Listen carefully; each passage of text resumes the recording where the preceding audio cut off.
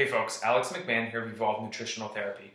Today we're going to be starting a new 3-part series on what your metabolism is, common things that people do in an attempt to lose fat that actually lowers it, and then lastly we're going to be discussing different ways that you can boost it. So your metabolism is a balance of the cellular building up and breaking down that takes place every second of every day inside your body. The building up and breaking down needs to be balanced though. Otherwise, what will happen is your health will suffer and you'll actually have dysfunction that takes place. So the building up portion of your metabolism is called anabolism. So that could be something as simple as a child growing from smaller to bigger.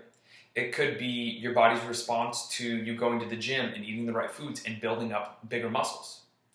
Catabolism, on the opposite side, is the breaking down aspect of our metabolism. It could be something as simple as the food that you eat being broken down into usable energy for all your cells. The next thing we're going to be discussing is your metabolic rate. Your metabolic rate is the amount of energy that your body expends on a day-to-day basis for physiological functions. Now, this does include the amount of calories that you burn, and it dictates your ability to lose fat, but it also impacts things that are a lot bigger than that as well. It's going to impact your hormones, your libido, your pulse, your body temperature, the amount of energy you have throughout the day, and your capacity to build muscle. So your metabolic rate is actually broken down into 4 different parts. The first part is your basal metabolic rate. That's the amount of energy that your body actually expends for you just to exist. So this is the amount of calories that you burn to breathe, to move your eyelids. This basic amount of calories would be expended the exact same whether you were laying in bed all day or whether you were going and running a marathon. The thing that does impact your basal metabolic rate and actually causes it to be higher is the amount of muscle mass that you have on your body. Next up, we have the thermic effect of food. The thermic effect of food is the amount of energy that your body actually has to donate to breaking down, digesting, and absorbing foods. So the different macronutrients that we eat all actually have a different thermic effect of food. So protein is going to be the highest at 30%. Carbohydrates are going to cause 8%, and fats 4%. Next up, we have our non-exercise activity thermogenesis, also known as NEAT.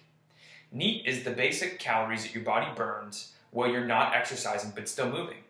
This could be things such as fidgeting, using a stand-up desk, or going from a seated to standing position. Lastly, we have exercise, which is your basic, run that you go on after work or whenever you go to the gym. And that's the amount of calories that you burn doing that. When you add all of these together, you have your body's basic need for calories on a daily basis.